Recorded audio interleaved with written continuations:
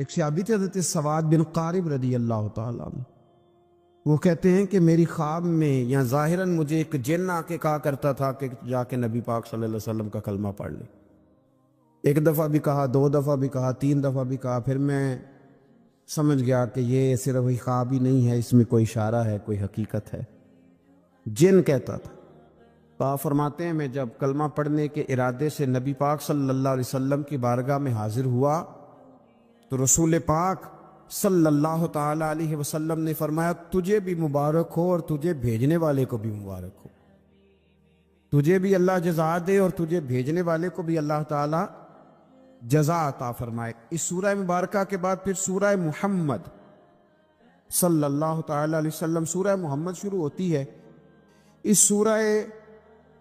مبارکہ میں ترغیب جہاد، مجاہدین کو بشارتوں، منافقین کی صفات اور سازشوں اور مسلمانوں کو منافقین سے خبردار کرنے کا بیان ہے۔ غزوہ بدر سے پہلے اسلام کے تفصیلی جنگی قانون نازل نہیں ہوئے تھے۔ اس سورہ مبارکہ کی آیت نمبر 4 میں فرمایا کہ جب جنگ ختم ہو جائے اور مسلمانوں کو غلبہ حاصل ہو جائے تو جنگی قیدیوں کے ساتھ 3 طرح کا سلوک کیا جا سکتا ہے۔ مسلمانوں کے پاس جو جنگی قیدی ہوں گے ان کے ساتھ 3 قسم کا سلوک کیا جا سکتا ہے۔ سورہ محمد کی آیت نمبر 4 میں اس کو بیان فرما دیا۔ ایک تو یہ کہ انہیں قید کیا جائے گا تاکہ وہ مسلمانوں کو دوبارہ شر نہ پہنچا سکیں، یہ پہلا حال ہے۔ اور دوسرا حال یہاں یہ بیان کیا گیا کہ ان کی اصلاح اور قبول اصلاح کی امید ہو کہ اگر یہ ٹھیک ہو جائیں گے، اسلام کی طرف آ جائیں گے، شر چھوڑ دیں گے تو ان پر احسان کر کے انہیں آزاد کیا جائے۔ اور تیسرا حال یہ کہ یہاں پھر ان سے فدیہ لیا جائے اور انہیں آزاد کر دیا جائے۔ پھر اسی سورہ مبارکہ کے اندر اللہ تبارک و تعالیٰ نے ایک اسلوب بیان کیا، ایک بہت بڑے راز سے پردہ اٹھایا اور ایک بڑی اہم بات ان لوگوں کے لیے بیان کی جو دین کا کام کرنے والے ہیں، جو پیغام دین پھیلانے والے ہیں، جو دین کی کوئی سی بھی ڈیوٹی کرنے والے۔ اگر وہ مخلص ہو کر للہیت کے ساتھ دین کا کام کرتے ہیں تو اللہ تبارک و تعالیٰ نے ایک اسلوب بیان فرما دیا۔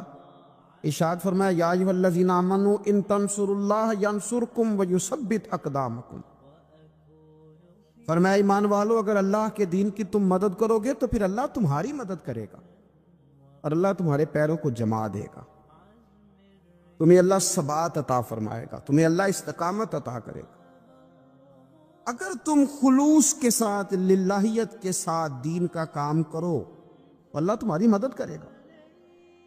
تمہارے قدموں کو جمائے گا۔ لیکن اگر اس کے اندر تمہارے ذاتی مفادات ہیں، اگر اس کے اندر تم نے نام دین کا لیا ہے اور تم اس سے کما دنیا رہے ہو، رسول کائنات صلی اللہ تعالی علیہ وسلم نے فرمایا جس شخص نے دین کا علم اس لیے حاصل کیا کہ وہ علماء سے بحث کرے گا یا جاہلوں پہ روب جمائے گا، اسے تو اللہ جنت کی خوشبو بھی عطا نہیں کرے گا۔ تو اگر تم اللہ کے دین کی مدد کرو، غلبہ دین کے لیے اپنا کردار ادا کرو، نفاذ دین کے لیے جد و جہد کرو گے تو اللہ تمہاری مدد کرے گا، اللہ تمہارے حال پہ رحم فرمائے گا، اللہ تمہارے لیے آسانیاں کر دے گا۔ تو یہ ایک ایسا بڑا اصول ہے جو ہر دین کا کام کرنے والے کو یاد رکھنا چاہیے کہ وہ یہ نہ کہے کہ پھر مجھے وسائل نہیں ملیں گے، پھر وہ یہ نہ کہے کہ میں آگے کیسے بڑھوں گا، پھر یہ کبھی نہ سوچے کہ میرے لیے اسباب کون پیدا کرے گا۔ وہ پہلے اپنے دل سے پوچھے کہ وہ دین کے کام میں مخلص ہے۔ ٹھیک ہے مشکلات آئیں گی اور وہ مشکلات کا آنا بھی اس کے لیے باعث راحت بنے گا، وہ مخالف ہوا کا آنا بھی اسے اونچا اڑا لے گا، لیکن وہ دین مصطفیٰ کریم علیہ السلام کی مدد کرے۔ آج اس دور کا ایک یہ بہت بڑا نازک معاملہ ہے کہ لوگ اپنے خاندان کے لیے، قوم، قبیلے، علاقے، ملک، ملت کے لیے بڑا کچھ کرتے ہیں، لیکن وہ میٹنگ ہال کہاں گئے جہاں صرف دین کے عروج اور بقا کے لیے میٹنگیں ہوا کرتی تھی۔ آج لوگ ذاتوں کے عروج کے لیے بہت بڑے بڑے اجتماعات منعقد کر رہے ہیں، لیکن ضرورت ہے آج ان بڑے بڑے اجلاسوں کی، ان بڑے بڑے اجتماعات کی کہ جس میں عروج دین کے لیے بات کی جائے، دین کو آگے لے جا کر کے بڑھانے کی کوشش کی جائے۔ اول تو لوگ دین کا کام کر نہیں رہے اللہ ماشاءاللہ، اور جو کر رہے ہیں ان کو بھی اس قدر زیادہ تنقید کا نشانہ بنایا جاتا ہے اور اس قدر زیادہ آزمائشوں سے گزارا جاتا ہے کہ مشکلات دن بدن بڑھتی چلی جاتی ہیں۔ کوشش کریں دین کے لیے اپنا کردار ادا کریں، اور اگر آپ اور کچھ نہیں کر سکتے تو کم از کم جو لوگ دین کا کام کر رہے ہیں ان کے لیے خیر کا جملہ بولیں، ان کی اخلاقی آپ مدد کریں، آگے بڑھیں۔ اللہ ہمیں سمجھنے کی توفیق عطا فرمائے۔ اسی سورہ محمد کی آیت نمبر 29 میں فرمایا کہ جن لوگوں کے دلوں میں نفاق کی بیماری ہے، انہوں نے گمان کام رکھا ہے کہ اللہ تعالیٰ ان کے دلوں کے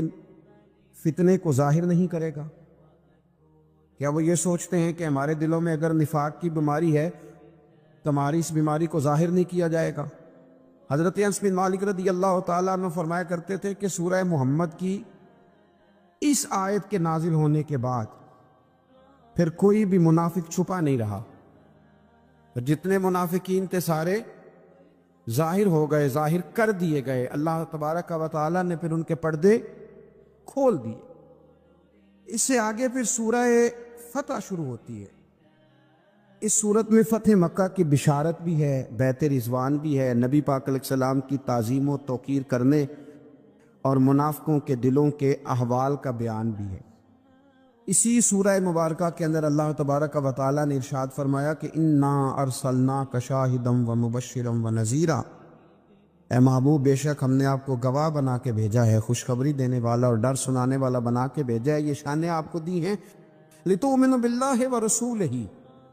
تاکہ لوگ اللہ پہ بھی مان لائیں اور اللہ کے رسول پہ بھی مان لائیں، وتعزروہ وتوقروہ، اور اے محبوب علیہ الصلوۃ والسلام پھر وہ آپ کی تعظیم اور توقیر کریں، وتسبحوہ بکرۃ واصیلا، پھر صبح و شام وہ اللہ کی پاکی کا بیان کریں۔ ہم نے آپ کو شانیں دی ہیں تاکہ لوگ ایمان لائیں اللہ رسول پر، وتعزروہ وتوقروہ، اور آپ کی تعظیم اور توقیر کریں،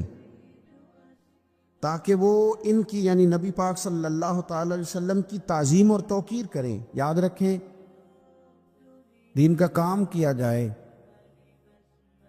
دین پڑھا جائے، لیکن استاد کی تعظیم نہ کی جائے۔ وہ کام ضرور ہوتا ہے لیکن اس میں لذت نہیں ہوتی، کام ضرور ہوتا ہے پر کیفیات سے خالی ہوتا ہے۔ صحابہ کرام علیہم رضوان دین کا کام بھی کرتے تھے، بڑی بڑی مشکلات میں بھی رہتے تھے، لیکن نبی پاک صلی اللہ تعالی علیہ وسلم کی تعظیم بھی انہیں ہمیشہ یاد رہتی۔ ہر موقع پر جنگ ہو، صلح ہو، امن ہو، گھر ہو، سفر ہو، حضر ہو، ہر موقع پر انہوں نے رسول کائنات صلی اللہ تعالی علیہ وسلم کی تعظیم کا خیال رکھا۔ ادب مصطفیٰ صلی اللہ علیہ وسلم ایک منٹ کے لیے نہیں بھلایا۔ جب ایمرجنسی کے حالات ہوتے ہیں نا، اس وقت کئی دفعہ مشکل ہوتی ہے، انسان کے لیے تعظیم کرنا مشکل ہو جاتا ہے ایمرجنسی کے حالات میں۔ یہاں اگر میرے کپڑے کو آگ لگ جائے تو آپ حضرت صاحب، علامہ صاحب، پیر صاحب، قبلہ نہیں کہیں گے، آپ کہیں گے محترم آگ لگ گئی ہے۔ اس موقع پر آداب کرنا ایمرجنسی میں یہ انسان کو یاد ہی نہیں رہتا، لیکن غارِ ثور میں جناب ابو بکر صدیق رضی اللہ تعالیٰ عنہ کے پیر کو جب سانپ نے ڈسا تو اگر آپ سیرت کی کتابیں اٹھا کے دیکھیں، نبی پاک علیہ السلام نے پوچھا کیا ہوا؟ چاہیے تو یہ تھا کہ سانپ سانپ سانپ سانپ پکارتے، لیکن اس موقع پر بھی وہ تعظیم نہیں بھولے، حضور کی توقیر نہیں بھولے، عرض کرنے لگے فدا کا ابی و امی یا رسول اللہ، یا رسول اللہ میری ماں آپ پہ قربان ہو، میرا باپ آپ پہ قربان، یا رسول اللہ میرے پیر کو سانپ نے ڈس لیا۔ اور یہ بات کافروں کے دلوں میں رعب پیدا کرتی تھی، یہ چیز رعب پیدا کرتی تھی کفر کے دلوں میں کہ مسلمان اپنے نبی پاک علیہ السلام کی تعظیم کرتے۔ آج تو باقاعدہ اس پر کام ہو رہا ہے، محنت کی جا رہی ہے، جد و جہد کی جا رہی ہے، کیا آپ دین کا کام کریں گے یا آپ میرا ادب کرتے جا رہے ہیں؟ آپ میرا حضور کے نام کو چومتے جا رہے ہیں؟ آپ کام کریں بھائی، وہ کون سا دین کا کام ہے جو دین کا کام تو ہو اور اس میں حضور کی تعظیم نہ ہو؟ تعظیم مصطفیٰ ہوگی تو دین کا کام ہوگا، اس لیے کہ جب تک نبی پاک سے پیار نہیں ہوگا حضور کے مشن سے پیار کیسے ہوگا؟ جب تعظیم رسالت ہی نہیں ہوگی تو پھر بات آگے کرنے کا انسان کے پاس شوق ذوق اور جذبہ کیسے آئے گا؟ وہ عروہ بن مسعود ثقفی، بڑی معروف روایت ہے، بخاری میں موجود ہے، اور اسی موقع پر آگے وہ آیات حدیبیہ کے حوالے سے آ رہی ہیں، وہ یہاں آیا تھا اور اس نے جب نبی پاک صلی اللہ تعالی علیہ وسلم کے صحابہ کو حضور کی تعظیم و توقیر کرتے دیکھا، وضو کا بچا ہوا پانی چہروں پہ ملتے ہوئے دیکھا، کلی کا پانی اپنے چہروں پہ ملتے ہوئے دیکھا، تو اس نے پلٹ کے جا کے کفار سے کہا تھا، یار میں نے بڑے بڑے دربار دیکھے ہیں اور بڑے بڑے ادب دیکھے ہیں، میں نے وہ لوگ بھی دیکھے ہیں جو سجدے کراتے ہیں اپنے آپ کو معاذ اللہ، اور جو رنگ آج دیکھ کے آیا ہوں یہ کبھی نہیں دیکھا۔ یہاں توحید بھی عروج پہ ہے، لا الہ الا اللہ کی صدا بھی عروج پہ ہے، لیکن مصطفیٰ کا ادب بھی عروج پہ ہے۔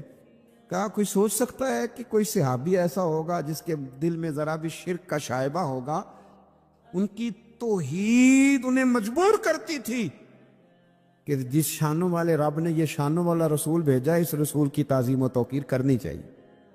اور وہ کرتے تھے۔ اے پائے نظر ہوش میں آ، یہ کوہ نبی ہے، آنکھوں سے بھی چلنا یہاں بے ادبی ہے۔ تو حضور کی تعظیم اور توقیر کو ہمیشہ ان لوگوں نے اپنے پیش نظر رکھا۔ آگے صلح حدیبیہ کے حوالے سے کچھ آیات آتی ہیں اسی سورہ فتح کے اندر۔ ہوا یہ کہ 1400 کے قریب صحابہ کے ساتھ نبی پاک صلی اللہ تعالی علیہ وسلم قربانی کے جانور لے کر احرام باندھ کر تشریف لے گئے عمرے کے ارادے سے، اور جب مقام حدیبیہ پر پہنچے تو کفار مکہ نے یہ پروگرام بنا لیا کہ کسی بھی صورت ہم اس قافلے کو مکے میں داخل نہیں ہونے دیں گے۔ رسول کریم صلی اللہ تعالی علیہ وسلم نے اپنے 1400 صحابہ میں سے بطور سفیر کے جن کو نامزد کیا وہ حضرت عثمان غنی رضی اللہ تعالی۔ فرمایا عثمان غنی معاملہ فہم ہیں، باشعور ہیں، چیزوں کو سمجھتے ہیں۔ دیکھیے حضور کی نظر انتخاب حضرت عثمان غنی پہ پڑی، حضور صلی اللہ علیہ وسلم نے انہیں بھیجا، فرمایا جا کے قریش کو، کفار کو، مکے کے لوگوں کو، سرداروں کو یہ بتلاؤ کہ ہمارا مقصود لڑائی کرنا نہیں ہے، ہمارا مقصود مکے پہ چڑھائی کرنا نہیں ہے،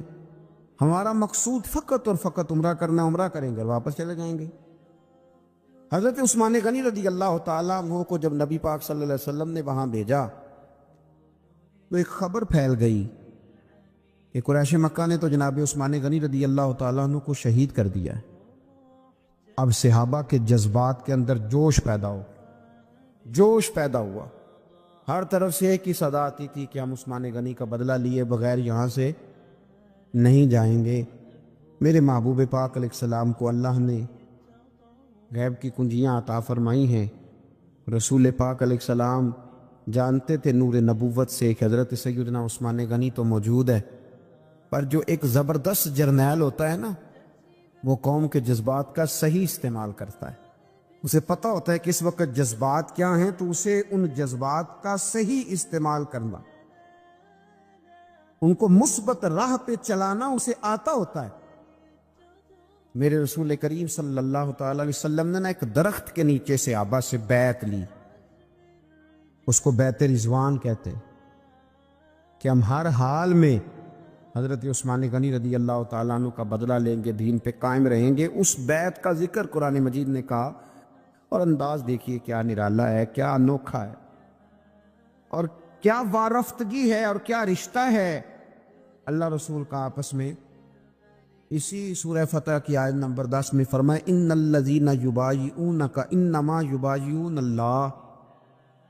اے محبوب پاک علیہ السلام بے شک جو لوگ آپ کی بیعت کرتے ہیں وہ در حقیقت اللہ ہی کی بیعت کرتے ہیں، یہ در حقیقت اللہ ہی کی